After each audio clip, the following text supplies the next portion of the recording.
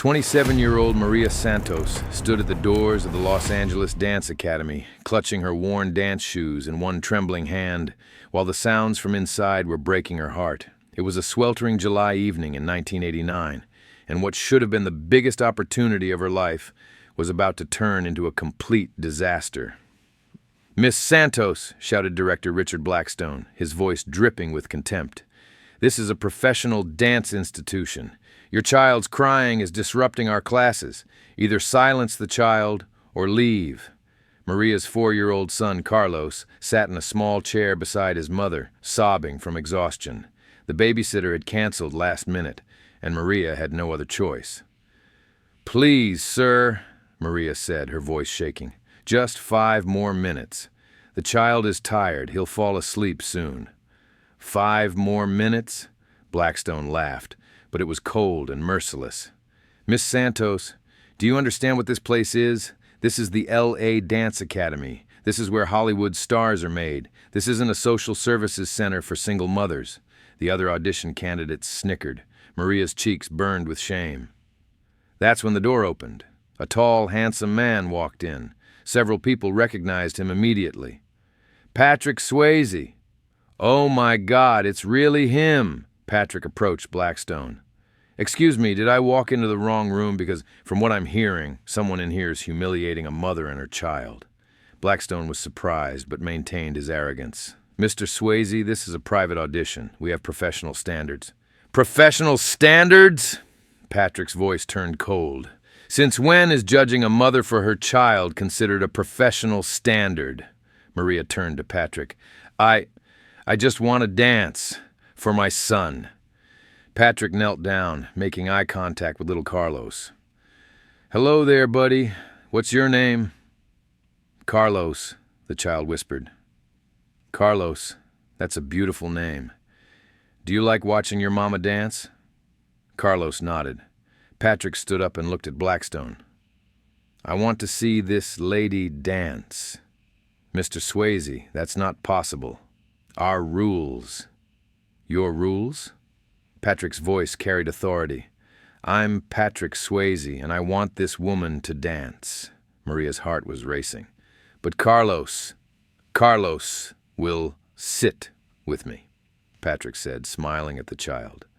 "We'll watch together and see how amazing your mother is." Maria Santos' story had actually begun 3 years earlier in one of Los Angeles' poorest neighborhoods. She was 24 then, studying dance at the university.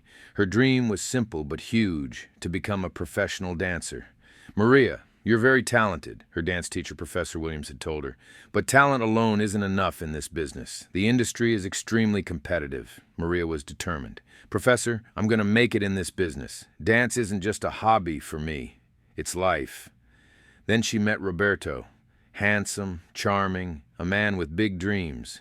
"Maria, together we'll conquer Los Angeles," he used to say. "You'll dance. I'll do music production." They got married. When Maria was pregnant, Roberto's true colors emerged. "Maria, you can forget about dancing now," Roberto said one day.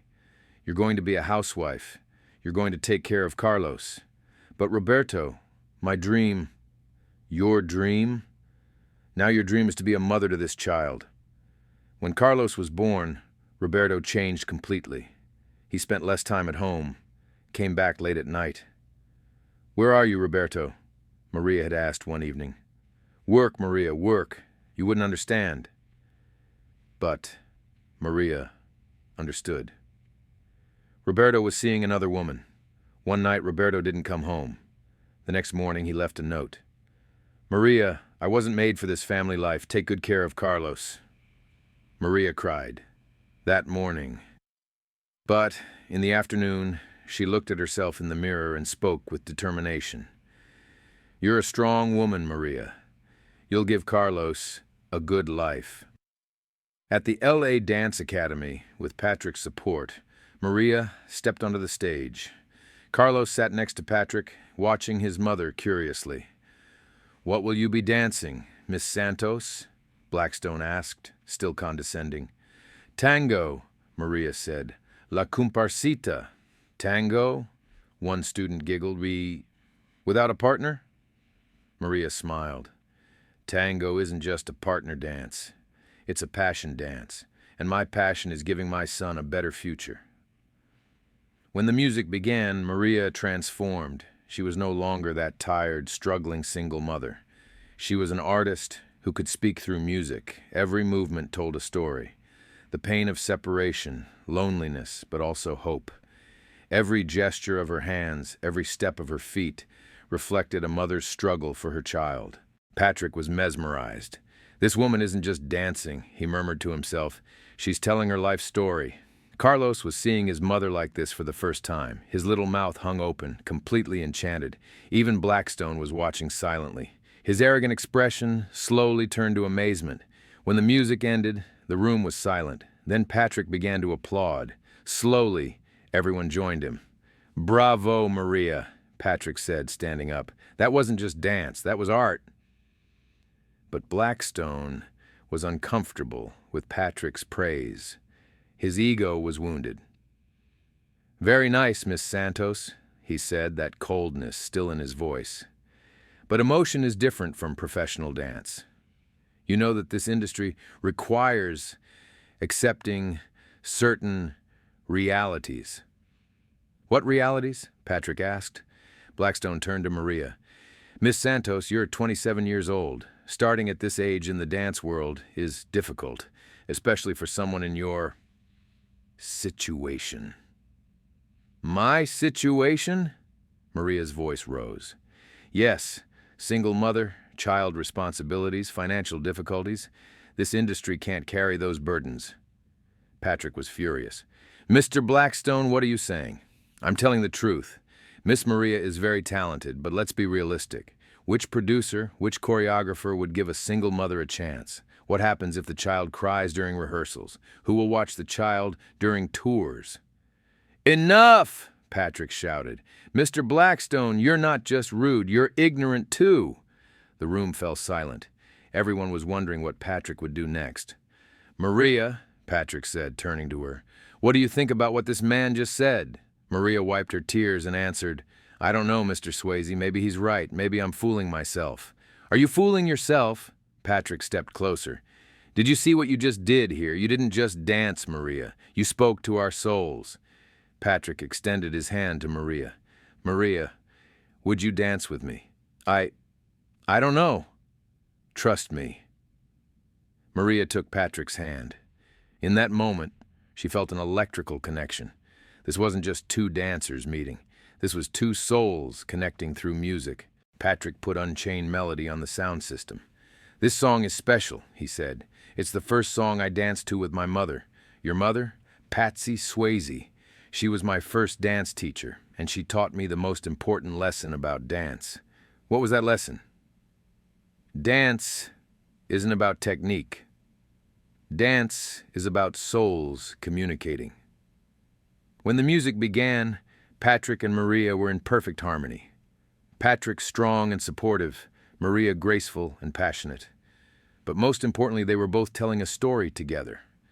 During the dance, Patrick whispered to Maria, "You're a stronger dancer because you're a mother. Because your reason for dancing isn't just for yourself, it's for Carlos, too." Carlos had moved to sit in the front row, clapping. When the dance ended, applause filled the room. Everyone was standing, crying and clapping. Patrick looked at Blackstone. "This is dance. This is art." Blackstone didn't know what to say anymore. He was diminished in the face of Patrick's performance. Mr. Swayze," he stuttered. I was just trying to be realistic." "Realistic? You were prejudiced?" Blackstone looked at Maria. There was regret in his eyes. "Miss Santos, I apologize. I was wrong." Maria was surprised. "You're apologizing?" "Yes, I projected my own fears onto you. Did you know that I also grew up in a single-parent home?" Patrick was surprised. "Really?" "My mother raised me alone, and every day I saw the outside world judge her. Eventually, I became one of those judging people." Blackstone's voice cracked. "Maria, Watching you dance reminded me of the times I spent with my mother. She used to dance too at home when no one was watching. What happened to her? Maria asked. She gave up her dreams because everyone told her it was impossible, just like I told you. Patrick turned to Maria. Maria, there's something I need to talk to you about. What is it? I'm not here by accident. I had heard about you. About me. Patrick smiled. Carlos's preschool teacher is my friend Jennifer's sister. She told me your story. Jennifer said, Patrick, there's a woman in L.A. raising her child alone who dreams of dancing, but everyone tells her it's impossible. And you came? I came because my mother taught me something, to support talented people, to stand up for their dreams. Patrick pulled a card from his bag. Maria, I'm starting a dance production company, and I want you to be my first choreographer. Maria's breath caught. You're joking. I'm not joking. But I have one condition. What is it? This company's mission will be to give opportunities to disabled dancers, single parents, people from different backgrounds. 2 weeks later, Patrick's production company, Second Chance Dance Company, opened. Maria started work as head choreographer.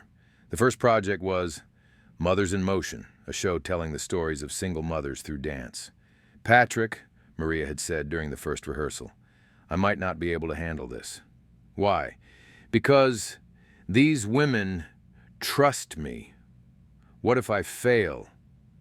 Patrick touched Maria's shoulders. Maria, failure is not trying. You've already succeeded. 3 months later, the night of the Mothers in Motion show arrived. At a prestigious venue in Beverly Hills, there was an audience of 500 people. The show began. The first dance was Sacrifice, about maternal sacrifices. Maria's choreography told each mother's story. The second dance was Dreams, about postponed dreams. The third dance was Strength, about struggling alone. The final dance was performed by Maria alone. Rebirth, about being reborn. When the show ended, the standing ovation lasted 10 minutes. The next day, the Los Angeles Times ran a big story. Patrick Swayze's new project, Single Mothers Dance. CNN, ABC, NBC picked up the story. 6 months later, Patrick, Maria, and Blackstone formed a partnership. Second Chance Dance Academy, a dance school open to everyone. In the first year, 200 students enrolled. In the second year, the Second Chance concept began to spread. Similar schools opened in New York, Chicago, Miami. In 1994, Second Chance Dance Academy turned 5 years old. There were schools in 50 states, more than 10,000 students. When Patrick Swayze died in 2009, his funeral became a huge gathering of the Second Chance community. 5,000 people came. Maria spoke at the funeral. Patrick didn't just teach us to dance, he taught us to fight for our dreams. In 2024, Second Chance Dance Academy celebrates its 35th anniversary. Dr. Rebecca Martinez from UCLA Dance Therapy Department published comprehensive research about the foundation. Maria Santos Swayze's model revolutionized dance education. Harvard Business School published a case study called Santos Leadership Model in 2019. Columbia University Dance Department started a teaching program called Santos Method in 2012. When Patrick Swayze died in 2009, a special plaque was placed in front of the LA Dance Academy in memory of Patrick Swayze, the man who believed that dance has no boundaries. Mayo Clinic developed the Santos Dance Therapy Protocol in 2017. Johns Hopkins Hospital began applying Second Chance Dance Therapy to female cancer patients. Fortune 500 companies began using the Santos model in their leadership training. Google, Microsoft, Apple, IBM, all were inspired by Maria's story. 127 academic articles have been published about Maria's story. The term the Santos effect became an official term in psychology literature. MIT Sloan School teaches social entrepreneurship with the Santos case study. Second Chance Dance Academy today, 847 schools in 50 countries, Education, in 127 different languages, reached 2.3 million women, supported 890,000 single mothers. It received the UNESCO Peace Education Award, UN Women Empowerment Prize, International Dance Council, Excellence Award. Time magazine included Maria in its 100 most influential people list. Carlos Santos Swayze is now 38 years old and CEO of his mother's foundation. "My mother taught me this," Carlos says. "Success isn't measured by what you achieve for yourself, but by helping others achieve too." Dance education was given to 2,847,392 women. Programs are active in 89 countries. $2.3 billion economic impact. Dance therapy programs in 892 hospitals. Case studies in 1,247 universities. Maria Santos Swayze's story teaches us this. The greatest success in life isn't achieving your own dreams. It's helping others achieve theirs too. And sometimes, all it takes is someone saying to you, "I want to see you try." Patrick Swayze's words that night are no longer just encouragement. They become the manifesto of a movement. And every day, Maria looks at that photo and says, "Thank you," to Patrick. Because she knows that true immortality lies in touching other people's lives. Today, anywhere in the world, when a woman begins to dance, she unknowingly connects to Maria Santos's legacy. That photo still hanging on the wall of the LA Dance Academy, Maria's first audition, is no longer just a memory, but a symbol. A symbol that the word impossible has no meaning. Patrick Swayze's words that night, "I want to see you try," are no longer just encouragement. They've become the manifesto of a movement. And Maria, every day she looks at that photo and says thank you to Patrick, because she knows that true immortality lies in touching other people's lives. Sometimes the biggest success isn't achieving your own dream, but helping others achieve theirs too. And sometimes, all it takes is someone saying to you, "I want to see you try."